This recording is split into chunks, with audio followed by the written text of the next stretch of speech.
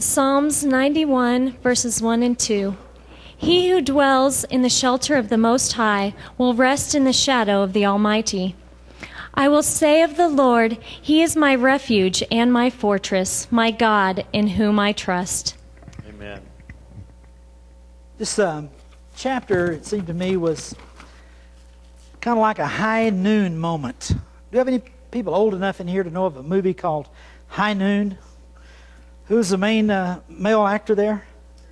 Gary Cooper. Y'all are watching too much old TV. No, I'm not saying that.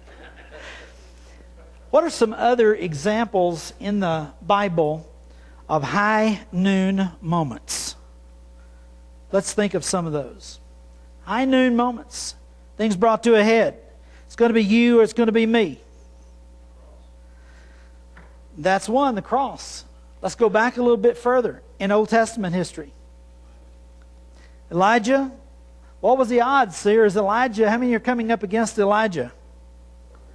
450. Elijah versus 450. Okay, what are some other high noon moments? People seem outnumbered, pardon? David and Goliath. Here you have a little boy with a slingshot. You got a 9-foot high giant. That's a high noon moment, isn't it? What about some others in the Old Testament? Moses and Pharaoh. Yes, that's a high noon moment. Pardon? Even the serpent. Okay, that's a high noon moment, yes. Daniel standing up for his principles and going to the lion's den. There's a lot of those in the Old Testament and the New Testament, and I just wanted to go over those as maybe we could personalize this lesson for all of us.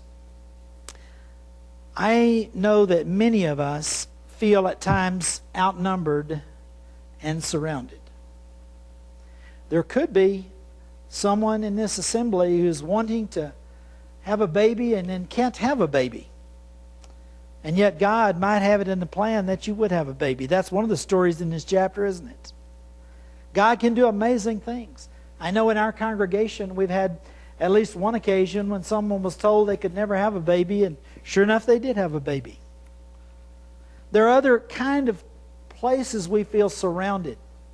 In this story there was a place where some of us feel surrounded. I'm about to die because there's not going to be enough paycheck to pay for my food. And there was in this chapter material, the story of God providing so that the oil did not run out. Do y'all remember that story in this section? That God is one who provides.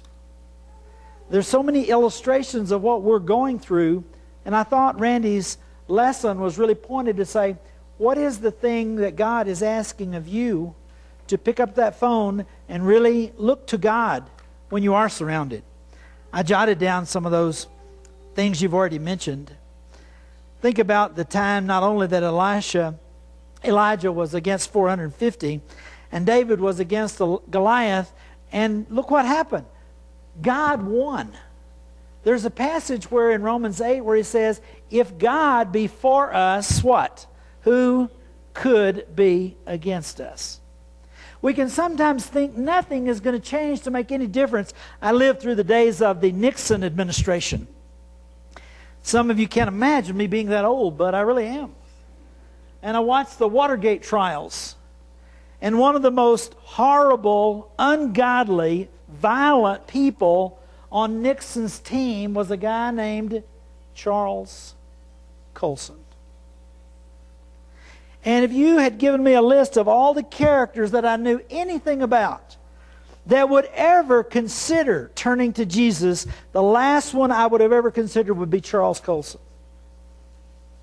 But he did turn to Jesus Christ and became a prison minister and developed a prison ministry, and he went to his reward this week. God changes a situation that seems surrounded and it's never going to get better by coming into the lives of people who can make a big difference. He's done it over and over. You know, I was thinking also about John facing off against Herod. And when John came up to Herod and said, you are married to a woman it's not lawful for you to have, and he ends up going to prison. You could say John had a high noon encounter, and what happened? John lost? Or did he?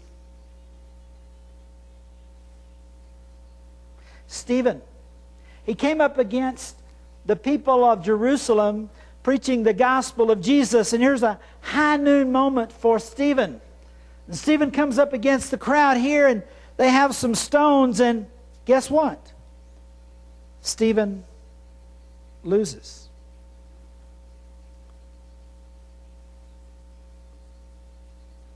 The high noon moments. But I don't know if Stephen really lost. In fact, at the very end of Stephen's life, he looks at this high noon moment up into the heavens, and he sees there Jesus Christ giving him a standing ovation. And Stephen said, Lord, do not lay this sin to their charge. I think Stephen won, don't you? And I think about Jesus. Nate hit that one right off the top. Here's Jesus against all of these elders and chief priests and all of the power structures there. And here's Jesus, and here's his high noon moment. And he came upon that moment. And I want you to see how he can identify with you and he can identify with me. And I have that moment this week when somebody asks me, what are you going to stand for, preacher? You're a fool. You're an idiot. You believe that Bible. Come on and stand with those of us who are enlightened. No, I'm going to stand with Jesus. You're going to lose. No, I don't think so. I don't think so. Can I stand in that moment? I don't want to brag and be like Peter and say, I know I can stand in that moment. I don't know what will happen. I remember Casey Bernal was in that moment. She wrote a book called She Said What? Yeah, yes, I'm a Christian. She was in the Columbine killing incident, the anniversary of which was a few weeks ago. And they're killing people, asking them, do you believe in Jesus? And Casey Bernal said, yes, I believe in Jesus. After seeing other people be killed. Did Casey Bernal lose?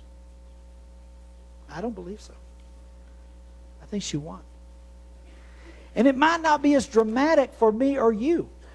It might be that my wife has threatened to leave me if I don't quit following Jesus. And I say, well, I'm going to keep following Jesus because Jesus must be number one. I could really be a better husband to you if you let Jesus be number one, but I'm sticking with number one. Or your wife says, I'm not going to go to church with you. You're just a fool for wasting all of your time and your money down there. Why don't you quit and just relax? No, I'm sticking with Jesus number one, and I'll also be serving you. That's the high noon encounter most of us get into How about on the job? Somebody else is bidding the job and cheating on it, and the only way you can get business is to cheat with them. And just say what? No. You're going to lose? You might on this earth, but you might not. You'll win in the long picture. Because I see this last thing I wanted to bring up is that when Stephen was being stoned, he looked a little higher.